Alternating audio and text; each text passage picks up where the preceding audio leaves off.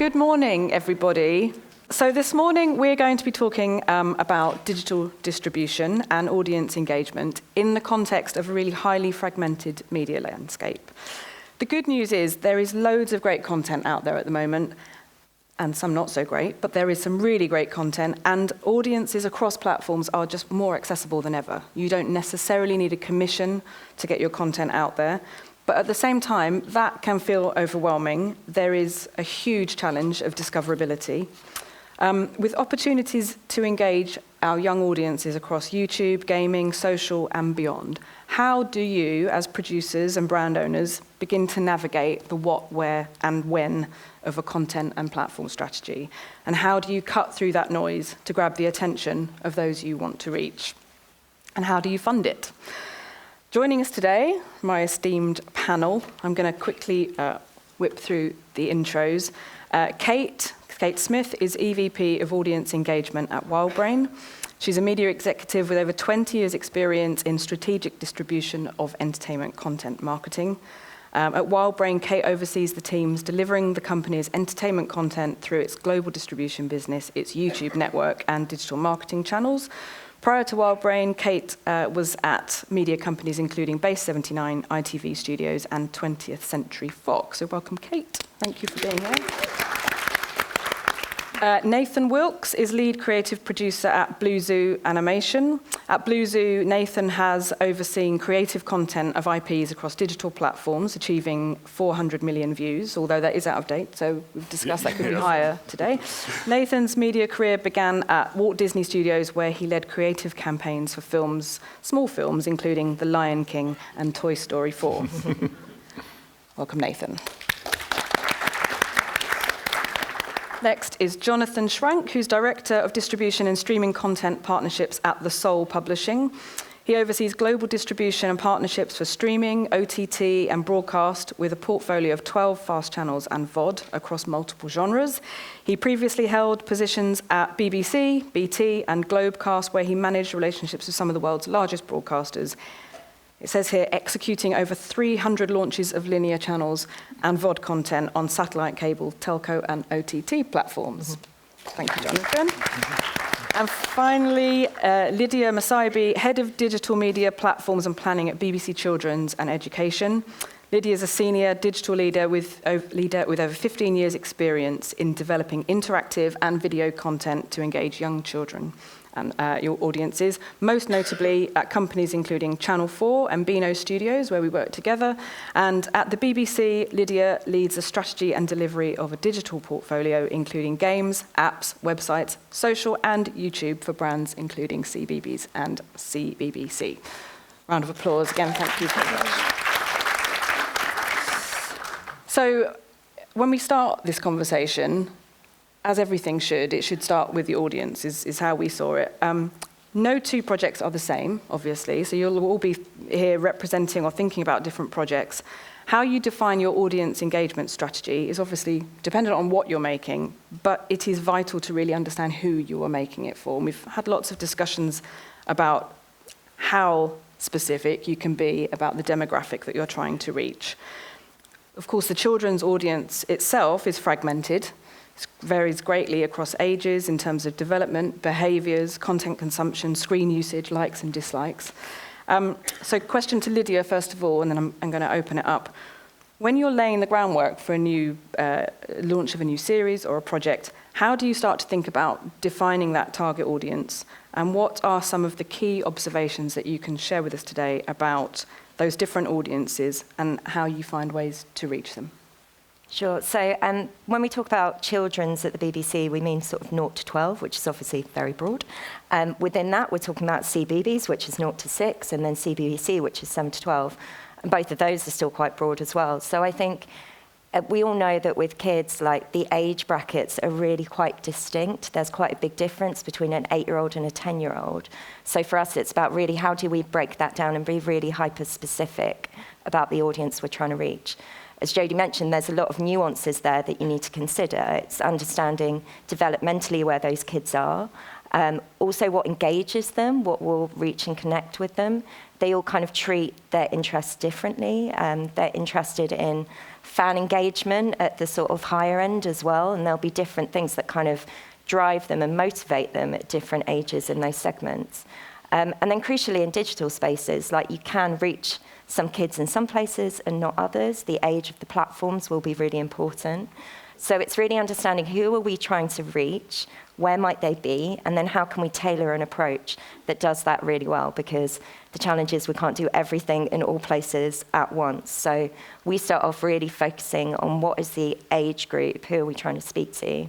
In that as well, I would mention that with CBeebies, a lot of the time we're actually talking to parents and carers as well, and that's something we really need to consider. It's a whole other different approach and a different message too.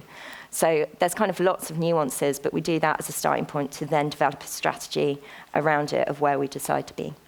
Thanks. Any other contributions? I suppose to add to that today, I think the opportunity is there's lots of really good audience insight data available, and it's free. You're at the CMC, you're listening to Insights today. It's not necessarily, you don't have to be in a big media company with a very extensive research department anymore. There's lots of good insights that are quite accessible. It's just having the curiosity to go and find those and then try and build that picture yourself about the audience and where they are and what they're most engaged with, so, which is exciting. I think it's about like being really clear as well about what it is you're providing. So, you know, making that really defined and building that up so that in those early days of the YouTube channel, whatever it might be, you're saying like, this is what it is very clearly, so the audience can understand very clearly what it is. And YouTube can also kind of define it so it knows what it is that you are, so that it can link it to the relevant areas that can also be related to it. Yeah, I mean, for us, we kind of sort of broadly break it out into three sort of distinct age categories. So 0 to 4, where you have kind of that preschool, toddler age, then the 5 to 8, sort of early childhood, and then sort of the 9 to 12 and the tweens. And for the sort of the earliest stage, 0 to 4, it's very much also thinking about the parents as well, because at that age, it's going to be parent-moderated content. Kids have pretty short attention spans, and they're very much auditory and visual, so it's about sort of, you know, bright colours, lots of music, and sort of making it accessible, for example, on something like YouTube Kids, which is kind of an environment where parents can feel sort of safe that their kids are watching something that's appropriate. And then when it sort of comes to the early childhood, sort of the older age groups, you know, that they're starting to look at sort of maybe YouTube as a wider platform as well. But they're also becoming more aware of what their sort of their friends and their family and their teachers are saying as well. So making sure kind of that's, you know, an appropriate environment. And when it's coming to the tween stage, well, that's when they're starting to move into sort of the social media side, much more influenced by pop culture and sort of what their friends are doing. So then we're starting to look sort of at a TikTok audience as well. But sort of throughout all those age groups, making sure it's kind of age appropriate and something that, you know, the parents feel comfortable as well. For us, a co-viewing experience is really something that's a very strong part of our proposition. So we want to make sure that parents are comfortable with what their kids are watching. Okay, thank you. Another huge difference that we might be facing is the new versus known. So obviously there's a huge difference in launching a new series of something that is already established and that has a set-up demand.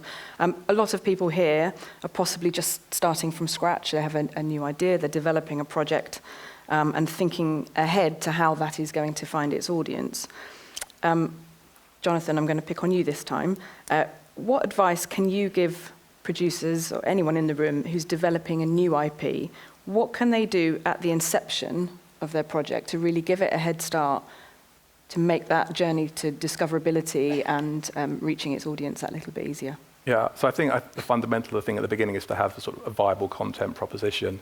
So, you know, strong storylines, well-developed characters and plots, and a strong sort of voice and identity of the show, a raison d'etre, and also a USP. So something, you know, that makes it differentiate between all the other kids' content or shows that are out there at the moment. For us, when we're launching a new IP, we think about a multi-platform strategy. Now, doesn't necessarily mean you're putting, you know, a whole show up on a social media. It can be a trailer, a screener, excerpts from a show, but it's about building that community, getting engagement in it, and sort of getting people talking about it. I think the way that we look at it as well is known IP, you've already got an existing knowledge. People are looking for something around that brand already, so you can kind of tap into that through digital platforms. If you've got a completely new show or idea, they've never heard of it. But what you do have in common is their interests, the kind of other stuff they might like. So it's how do you then position yourself, align yourself with the interests that they have. And I think that's the difference and the opportunity in digital distribution. There's lots of these platforms that will surface content based on your interests. So if you can find a way to get content in front of them, there's more chance, there's a likelihood they'll like it, and it's similar to what they're already watching. I think realistic expectations is an important one in terms of launching new IP. I think if you're launching new IP and you're expecting it to take off in 3 months, it's not impossible, but it's very unlikely.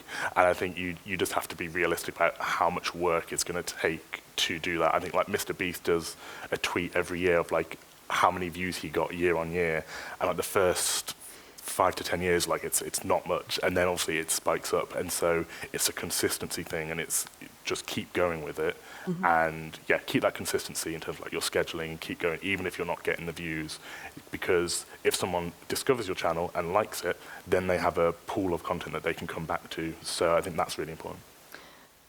Lydia, when we spoke a few weeks ago about some of this, you said something very interesting, which was when people...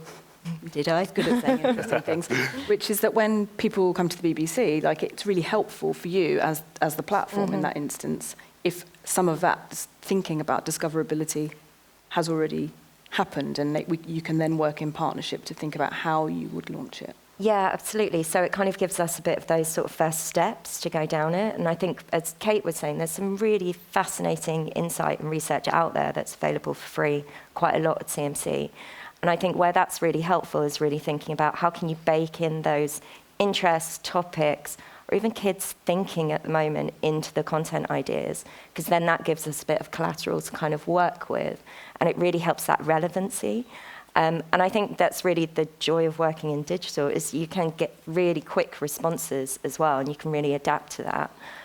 So I think there's a lot that you can kind of keep in mind and think about when you're developing your ideas that can really help us get that discoverability happening. So what the topics that kids are interested in, what's working on the digital platforms that you might want to launch on, and how you can kind of get that baked in so then it becomes quite authentic to the content. And like I say, stays really relevant for the audience as well.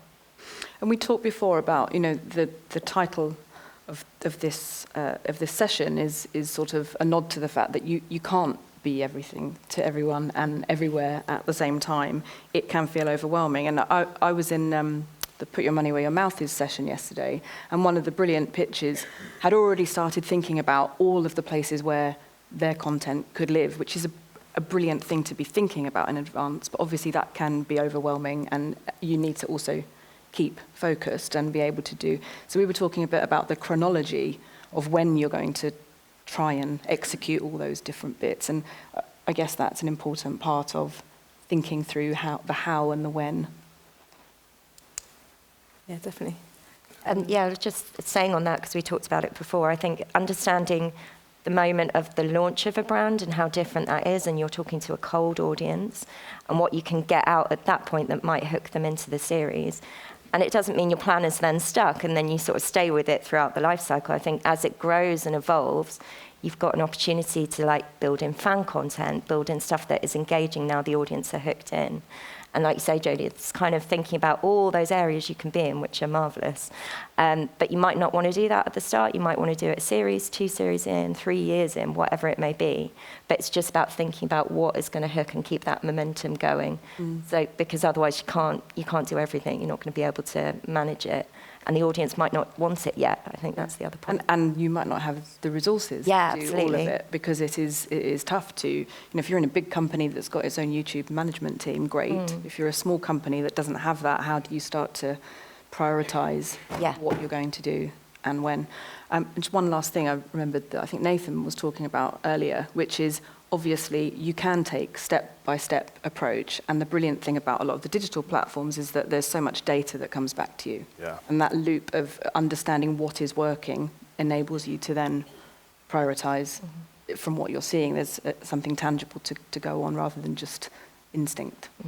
Yeah, and also sort of audience feedback, right? So you're seeing likes, you're seeing comments, you're seeing views, you're seeing subscribers.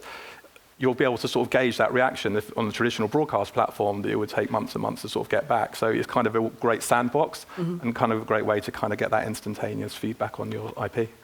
And I think just on that, I think that's where it goes into really granular details on digital platforms, you probably know, but seeing where the view-through rate drops through as well, so you can actually see where the audience is perhaps dipping with your content, something might have happened, or maybe they rewind and watch it if you're talking about YouTube, and that insight is really helpful. And I think it's, again, kind of utilising the fact that these are digital platforms, you get an awful lot of data out of it, and you can test and learn quite iteratively, which is really exciting and fun.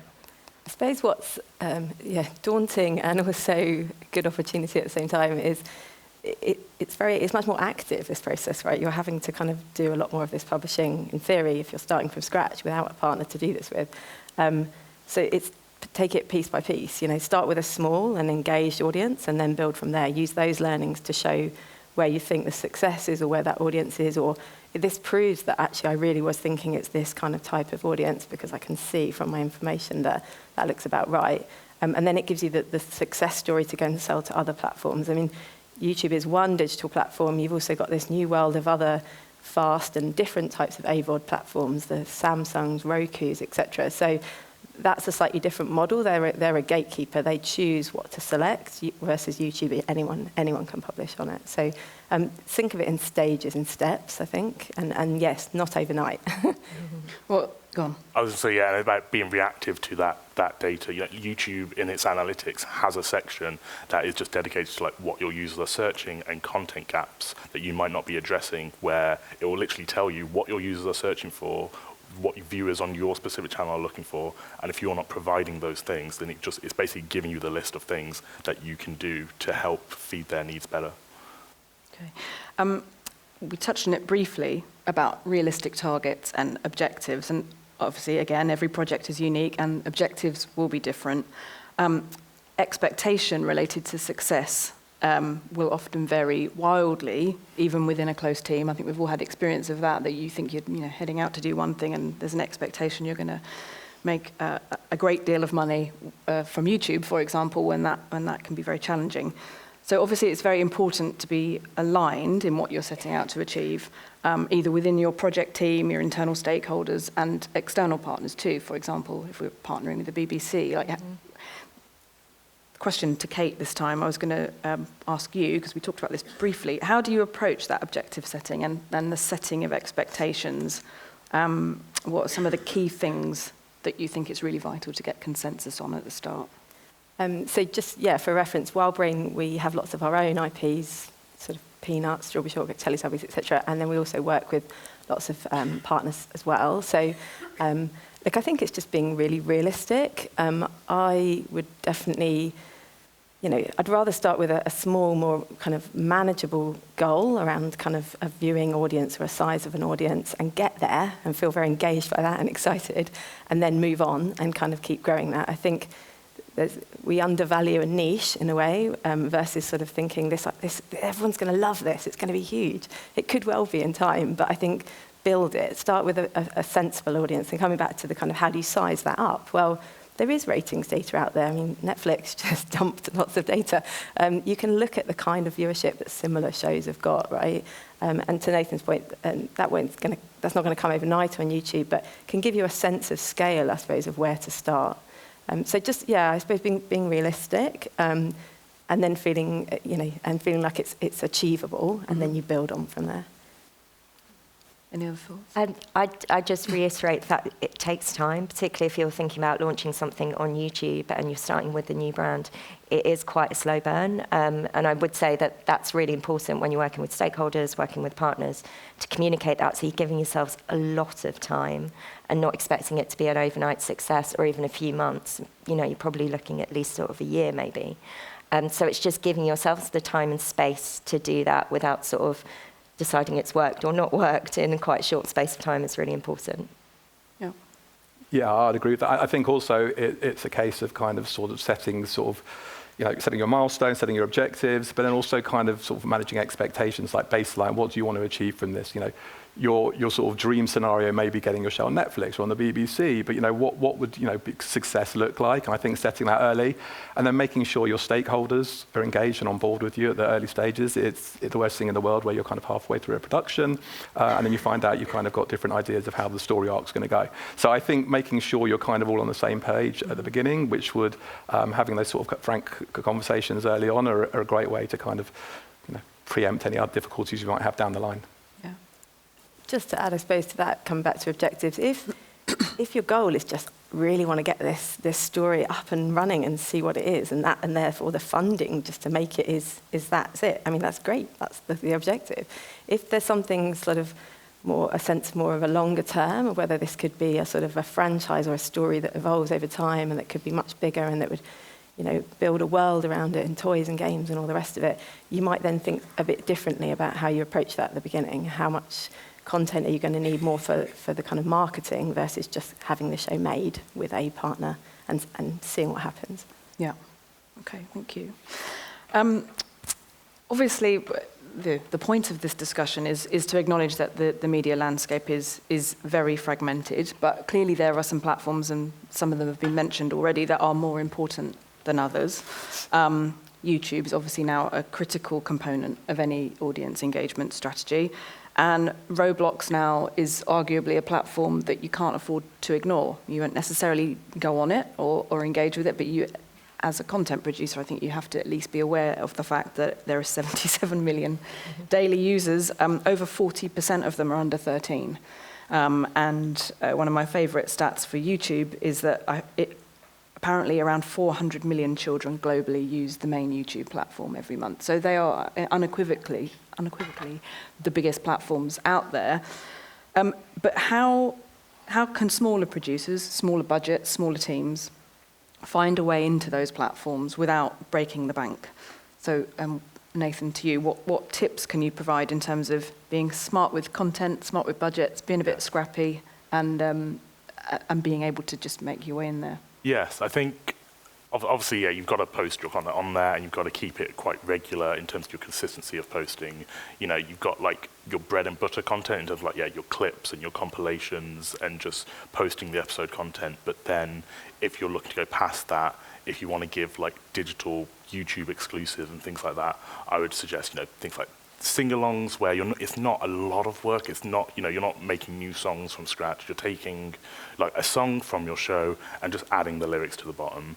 And then if it's one thing, if you're lucky enough to have like toys for your show, Toy Play is such a popular thing on YouTube.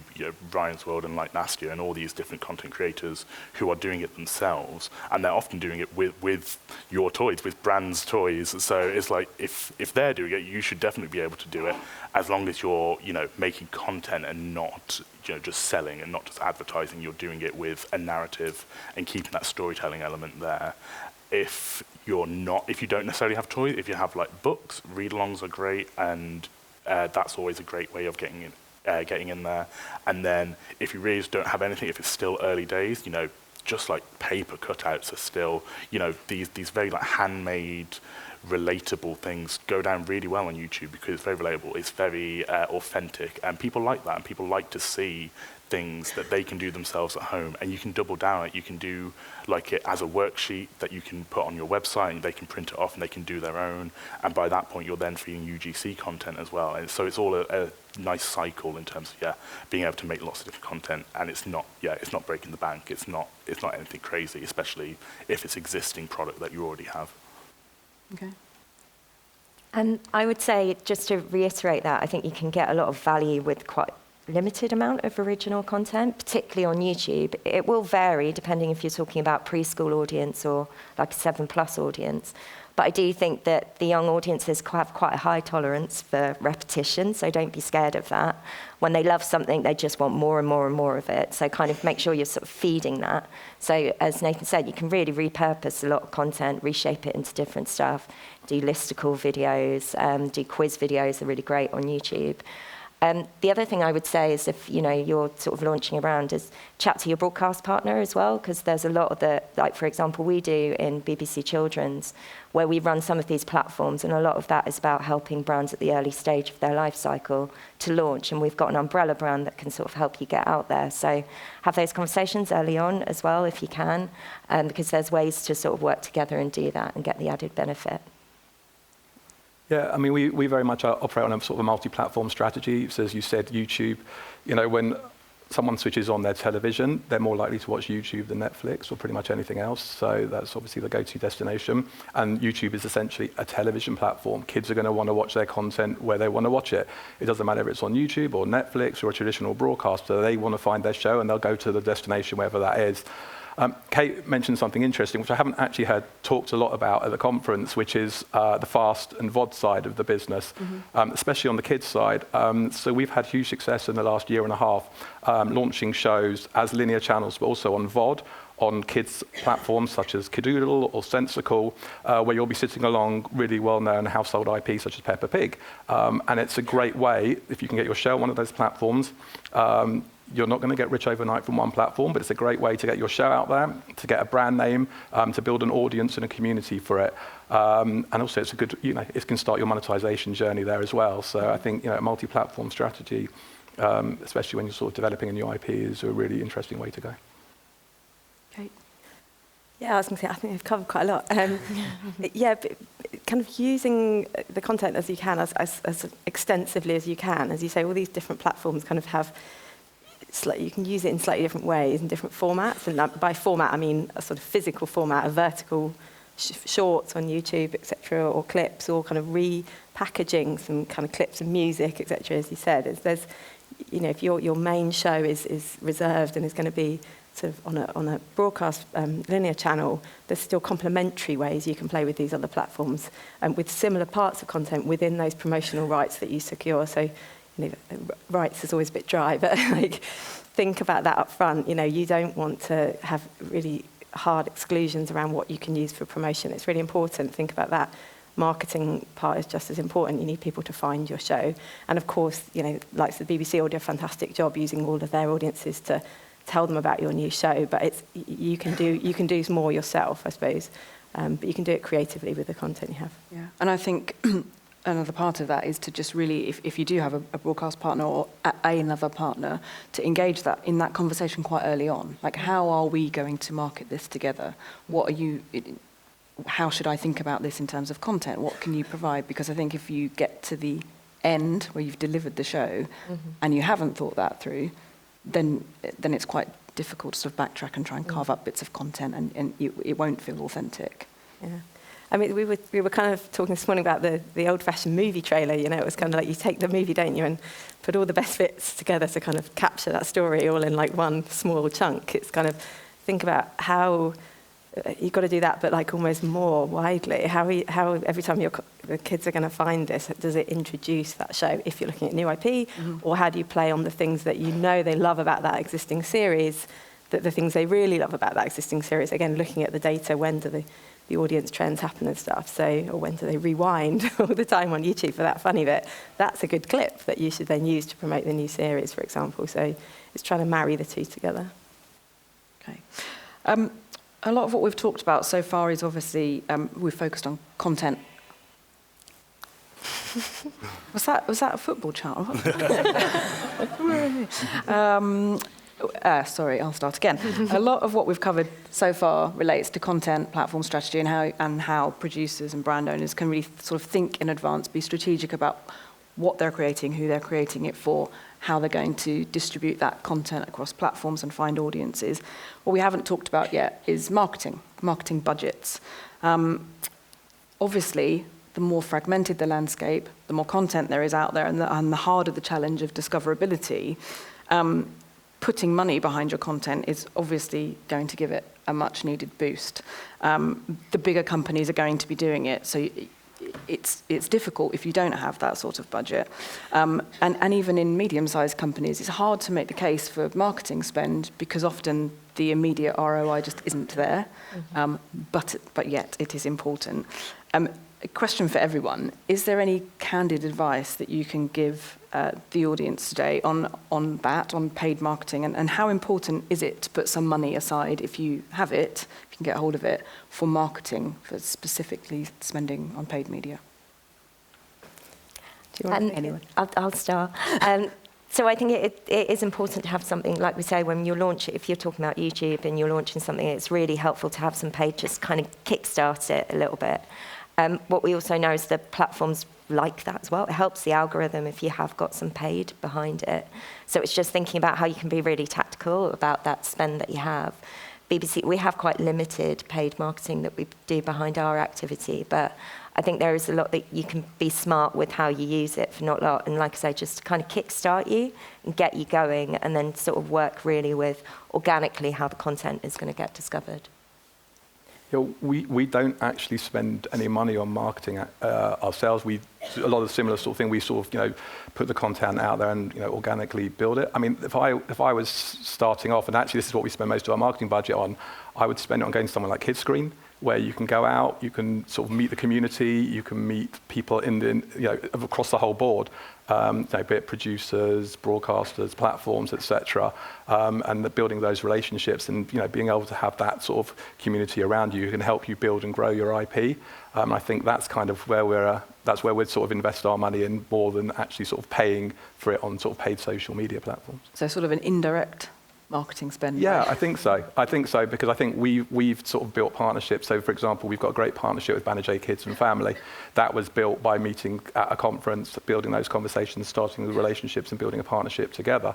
I think having the ability, especially post-COVID, to meet face-to-face, kind of build those contacts and partnerships, I would say that's a much sort of more valuable, we see much better ROI than we would ever do sort of paid on social media campaigns. Okay, interesting. Nathan? I can't speak too much to budgets especially, but in terms of like from the creative side, I guess when whatever it is you choose to use as your marketing tool, you've got to remember that it's obviously going to be going out to a lot of people who have never heard of your show before, who have never seen anything about it. So you've got to, one, hook them in very, very quickly, because most people do not like marketing and do not like advertising when it's forced on them, and will skip that ad as soon as they can. So hook them in quickly, and then also summarize the show so that they know what it is in the whole picture as much as you can. It's difficult to try and condense down like a lot of episodes into like 30 seconds, but the clearer picture you can give them, the better it can be, so they'll know what it is they're getting. I think there's there can be a blend, basically. Again, it sort of depends what you're trying to achieve, really. If you've got lots of content to play with, then and you understand how these platforms work, and you've got the expertise to kind of build the audiences yourself through an organic viewership, as in how you publish and then how people discover it, then you don't have to spend additional money on marketing. If you're starting from scratch and you want to kind of accelerate that, I think sort of digital advertising, very targeted digital advertising, can be quite effective.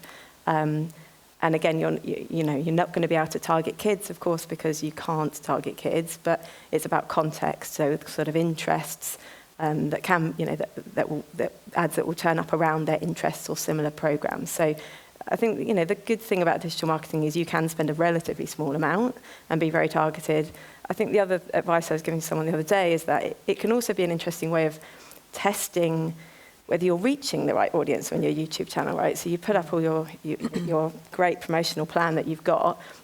It doesn't quite get the audience you're expecting. You're like, is this not working, or am I just not reaching the right people? And a small spend testing it at sort of different interest groups or times of the day, after school kind of times or something, you might suddenly find that they've actually then discovered it, and then it will result in more viewing in your channel. So advertising doesn't just have to be a one-way, I think, on some of these digital platforms. It can be quite an interesting way of testing and learning about your audience. Yeah, that's a really interesting point about the sort of other benefits of it, because I know often if you spend £1 on spending it on YouTube, you're not going to get that back in revenue, certainly, but it can help in lots of different ways. Yeah, it's an investment in awareness, and then the brand and the engagement with your channel, which if you're then, as you say, feeding it with a regular supply of kind of clips and content that you're able to publish on there, they're more likely to be recommended that, and then that will kind of keep building your audience. And, subscribers are not a metric for kids and family really that we care that much about. They look nice, but if you actually look at a lot of the channels, where the viewership is coming from, it's not from subscribers. It's just the way that the content gets served across the platform. It's not the same as an adult where you're following along a kind of a linear series of episodes that kind of link to each other. Kids will find and watch videos all back to front, forward, back, 10 times over on YouTube, so there's not that sort of sequential thing. Yeah. There was a great session yesterday called Promote This. I know Alvin, who moderated that, is in the audience. And there was a bit of a discussion there about organic and whether it's dead or whether it's not. Or what I'm hearing here is actually it's not about paid. That's an interesting tool in the mix, but actually there's a lot of ways that you can achieve organic audiences, whether it's going to Kidscreen and making good partnerships, or whether it's through some of the ways that we've described, which is, I guess, good news if you don't have big marketing budgets, that it's not all reliant on that. I think it's, again, it's about going back to the audience, making it relevant for them and the kids that you're speaking to. And if you create that content with that in mind, then it should do. All these algorithms on all these platforms are designed to do that. So yeah, I wouldn't say it's dead. I think there's a lot that you can still work with, and you can get that benefit from having that and the halo effect of it for your brand. Mm-hmm.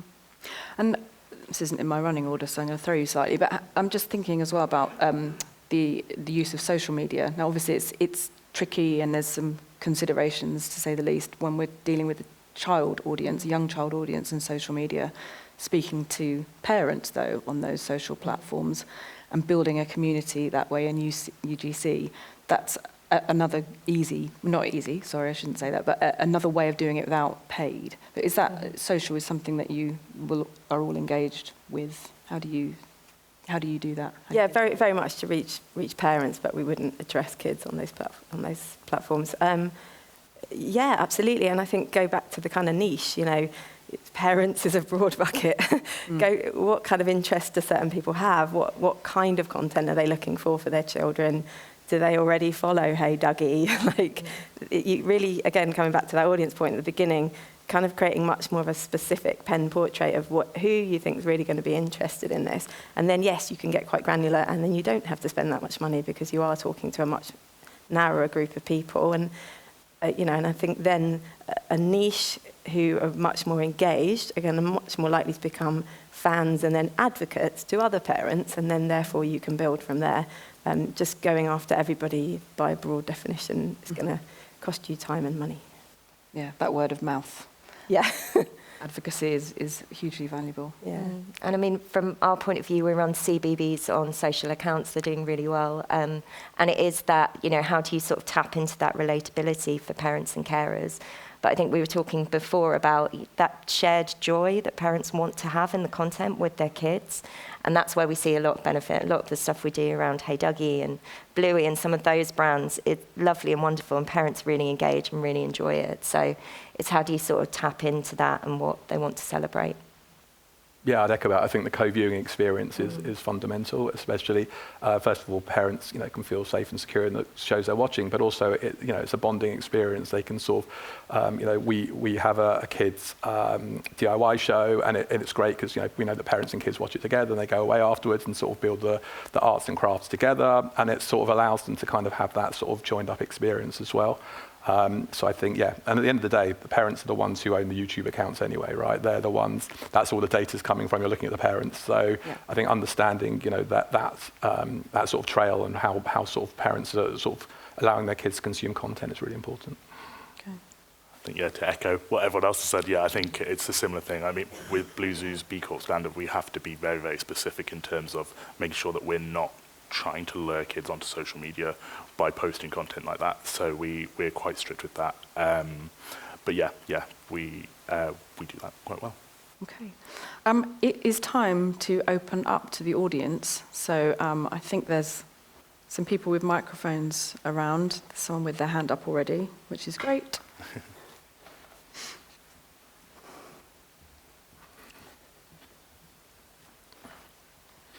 Thanks. Hi, my name's Eddie. I'm from Los Angeles, so a US-based question. Given that you can control all of this distribution basically on your own terms, you can analyze your own data, you can kind of handle the schedule of release of content, is there still a value going to US broadcasters? Can you walk through like why, like practically why would you still go to a US broadcaster?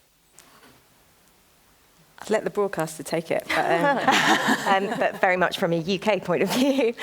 So I obviously can't speak to the US market. I think if it's in the UK, there is still obviously a benefit in going to a broadcaster because it gives that wider reach, particularly if your brand is in its early stages. So you are kind of getting us as a bit of a shop window, like you are getting out to a new audience and the benefit of having one of the broadcast brands associated to it. So I think there's still value in there. It can really help grow a brand in its early stages and bring a new audience to it. But like I said, I can only speak for the UK market. Jonathan, sure you've got. Yeah, I mean, maybe a slightly different answer to your question. I mean, my focus when it comes to the sort of the distribution side is very much North America focused, especially when it comes to the fast and VOD side of the business, because that's where the market's most mature, that's where the CPMs are highest, and that's where we see the most viewership and monetization. So for us on the sort of, and then it's slightly outside the remit of the panel, but on the fast sort of streaming side of the business, it's, North America is very much one of our sort of premier markets. I would say, from our viewpoint, because I look after distribution across all of those different things, I would never undervalue the strength of a broadcaster's support behind something from the beginning, their deep expertise and their background. But also they curate and they're going to place it again in front of the right audience. And, they're still going to command a big audience for something. So don't underestimate that ability to introduce something when you're starting from scratch, right, to an existing audience in a relevant environment. Also, broadcasters, BBC, ITV, have a tremendous amount of promotional, I don't want to speak for you guys, but like promotional channels, I suppose, through their existing communities that they have. And so their ability to organically market to people is incredible. I think these new platforms are brilliant, but you are publishing yourself or through other people, and there's a lot of choice and a lot of content on there. So that discovery is harder. And yes, you can be quite pointed with your marketing, but you're still having to do a lot of lifting yourself. So look, I think there's a balance. I think the strength of that complemented with a creative approach to other platforms is the ideal. And then you're in as many places as you can be economically, and then it goes from there and see if people love it, and then off you go. Yeah, and I would just add, if you're trying to essentially build a brand and a franchise that is going to have longevity and a commercial story around it, then the US is the biggest market where you're going to first of all find a huge audience, but in addition to that, it signals to every other broadcaster that this is a show that has been picked up there, and if it's doing well there, then that will help you in your other conversations and ease that commercial side of things. That's fair. Yeah. Mm-hmm.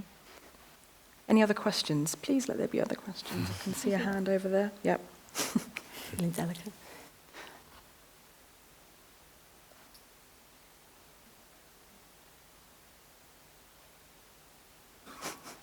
Hi, Ed Moline, Banijay Kids and Family. You talked about cutting and repackaging content online to grow audiences there. What value, if any, have you found in taking brands into other mediums online, like webtoons, bespoke digital shorts, or video games?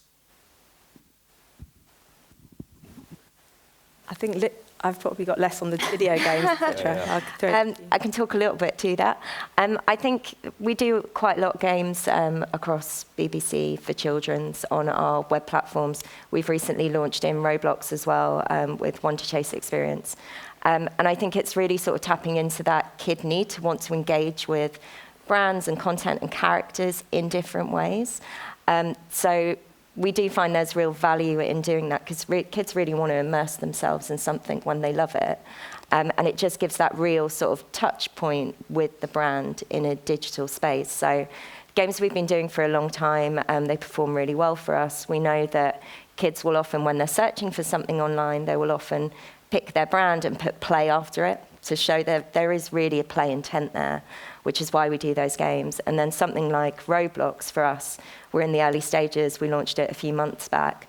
That's about making sure that our brands and the BBC is in those spaces where kids are. So we're taking some select number of brands and talent as well, and we're sort of repackaging it to make the BBC world a bit weird in that space, to see what we can do to engage kids there and hopefully get the halo effect of, talking about our brand and the relevancy and bringing them across. So in answer to your question, there's a lot that you can kind of pull out and repackage. I would say it really depends on the age group that your content is targeting, and also the topics and the themes behind it. Some lend itself very well to that kind of gameplay, some might not do. So it's quite a rich area to explore. But like I say, there's a real kid sort of behaviour and trend behind it as well. Anyone else got any comments on that, or are we outside of your your remit? Yeah, I mean, we do a little bit in sort of gaming or Roblox. We're just kind of dipping our toe in the water, but we kind of do see it on the roadmap as part of our sort of content distribution strategy. Yeah. Okay. Any other questions from the audience? Natalie Jones, from S4C. I work in education content, but I'm fairly new to media, having come from teaching. And my question is based on my recent babysitting trip with my 2-year-old niece. When my sister was on the way out of the door, she said, if she asks for rainbow, it's a program on YouTube where they bake tiny cakes, and she calls it rainbow because of the colours, because she's just learning to talk. And so it just made me wonder, when you're deciding on your digital content, how much are you interacting with children and young people? How young do you go? Because obviously we're relying on parents to switch things on for children that small. But at some point, somehow she's seen the colours and decided she wants to watch that, and now she's obsessed with it. So yeah, it's just made me wonder, what helps you decide, well, kids are going to love this, and how much do you interact with young people to make those decisions? Where do we start? Look, we publish a lot of stuff across YouTube, where we have rights that are not sold through other broadcasters or fast and AVOD. Wildbrain has quite a large library of hundreds of channels of content. I suppose you see from that people have all sorts of different interests. As you say, with younger kids, there might be more nostalgic viewing from parents. Example I keep giving people randomly, my father-in-law loves Bill and Ben, so he has shown my kids the original BBC, the black and white one. And so, I don't know, I think these kind of platforms, they're very deep, right, and wide, and so you can kind of find anything, and then it's linked by interest. So yes, she might have started with her parent introducing her to a Twirlywoos video, and then for some reason it's linked to that other channel and video, and it's recommended that. They're just very different platforms for discovery of shows now. And Lydia, obviously CBeebies covers a very young age range. Yeah. What sort of additional digital touch points do you create for the really young audience? So for us, we're the preschool's content will sit on YouTube to promote the activity we have on iPlayer. We also have a suite of CBeebies apps as well, which are designed to be used by kids, but directed by parents.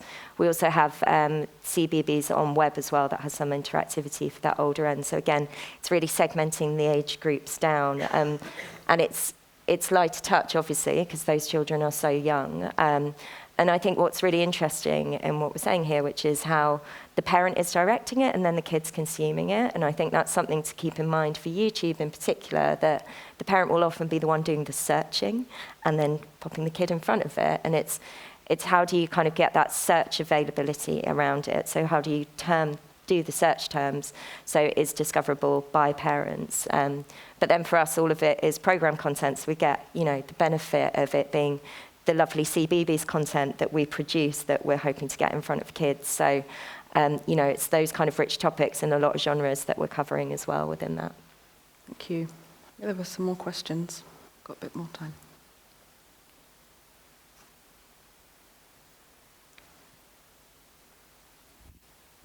I was wondering if the panel could talk to the mix between using digital platforms for essentially brand marketing, so getting an IP out there, and as a revenue generator in and of themselves. Jonathan, I was struck with what you said about fast, like you're not going to make a lot of money out of it necessarily right away, but it's useful for brand awareness. So how are the panel treating different platforms and potentially different properties for revenue generation? Is it to build the IP or is it to make money in and of itself? The never-ending question. I mean, when it comes to digital platforms, that is kind of the where the soul started, the genesis of the soul. We get about 25 billion views across social media platforms. So clearly, that's the biggest revenue-generating part of the company. And so that's, we want to be ubiquitous, so across TikTok, Snapchat, Insta, and obviously YouTube and Facebook as well. The fast and the streaming strategy is really to kind of complement that. So when I talk to a platform, essentially it's a very simple message. We know that your audience is already watching our content. Don't you want them to watch it on your platform within your ecosystem as well? So conversely, actually, for us, the fast is allowing us to kind of take that established audience and sort of bring it to a Samsung TV Plus or a Roku, and allow, there is monetization there. It is growing into a profitable business, but obviously at the moment it's not on the same scale of social media, and so that's what we really want to have as sort of an integrated, blended strategy. So we do use both platforms or both sides of the equation for brand awareness, but essentially it's a distribution play across both of them. You can watch whole episodes on YouTube or Facebook. You can also watch whole episodes on streaming platforms. And we're very conscious of the fact of having a mix of sort of linear and VOD, because we know that our audience comes from a social media heritage. They're used to watching the content when they want to watch it on their own terms. So they don't necessarily want to put a channel on a 5-minute craft. They might just want to go and find a specific episode, let's say about Christmas. So we're very much sort of conscious of the fact that we want our audience to be able to watch the content on their own terms, and that's why we kind of have that strategy across sort of social media, streaming, and fast as well. Okay, I suppose it depends on your kind of end goal as well. If you're kind of monetizing to just, to fund more content and that's the ambition, then you choose your platforms accordingly where you're going to be able to, get the most back. If there's a sort of longer term ambition around toys and products and experiences and stuff, you might decide, and then the mix would be slightly different. Okay, we won't make so much here because we're going to see some of this content distribution essentially as a form of marketing, therefore it's a cost rather than creating revenue. So I think that's the way we look at it. There's not one exact model. It really depends what you're trying to achieve. But, audience engagement, coming back to the kind of term, you want that to be meaningful to show to product licensees and to retailers that there's a real demand for those characters and those toys and stuff. So, it's a blend, I guess. One last question I think we have time for. At the front. This guy here.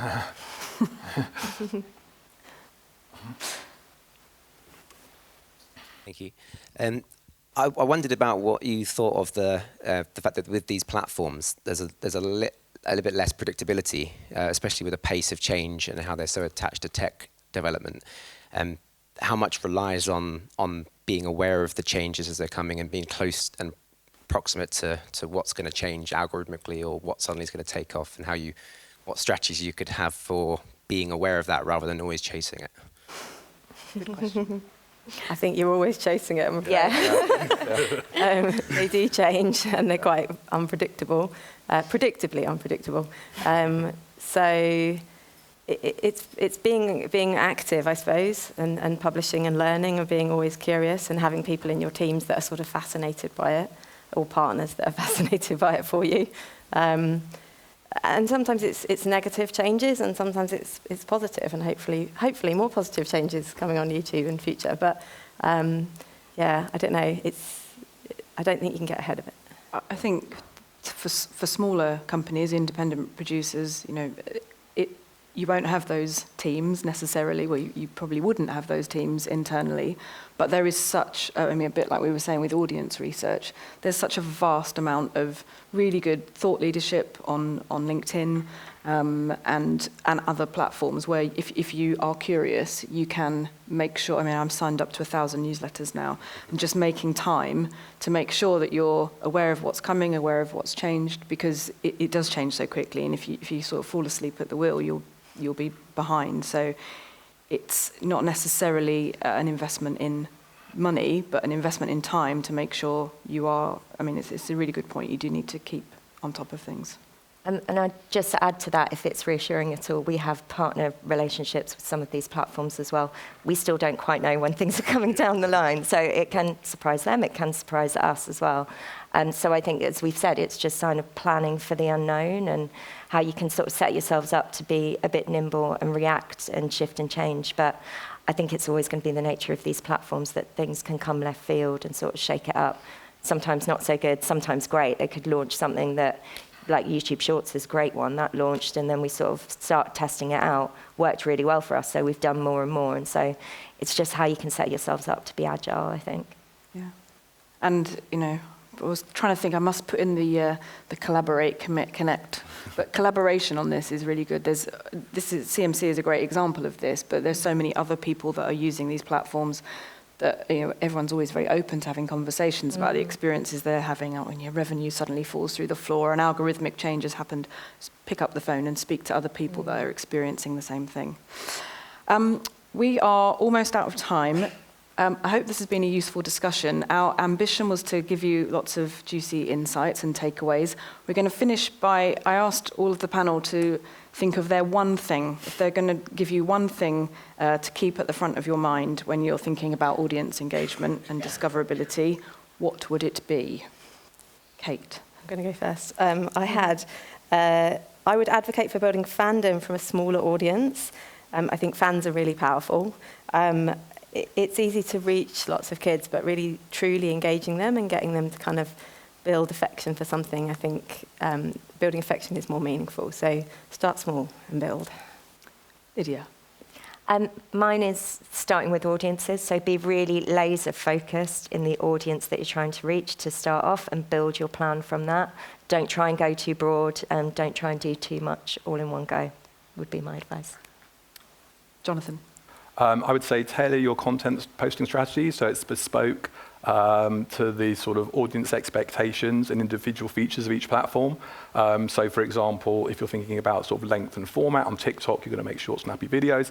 On YouTube, you probably want to have a blend of shorts, but also longer form as well. But while at the same time maintaining the sort of the voice and identity and residential of your content. If I could just add on to that as well, I know it's sometimes really difficult when you're in the midst of everything, but try and enjoy the process as much as possible. I started off as a financial analyst at British Telecom, and I can tell you working in content is a hell of a lot more fun. So I would say try and enjoy it as much as possible. Yeah. Okay, good. And Nathan? Just realistic expectations. Like, it's not something that happens overnight, but if you keep going and you keep it consistent, then you can see success for sure. Great. Okay, we are out of time now. Thank you all for being here today. Again, we really appreciate the early start that you all had. Have a lovely morning.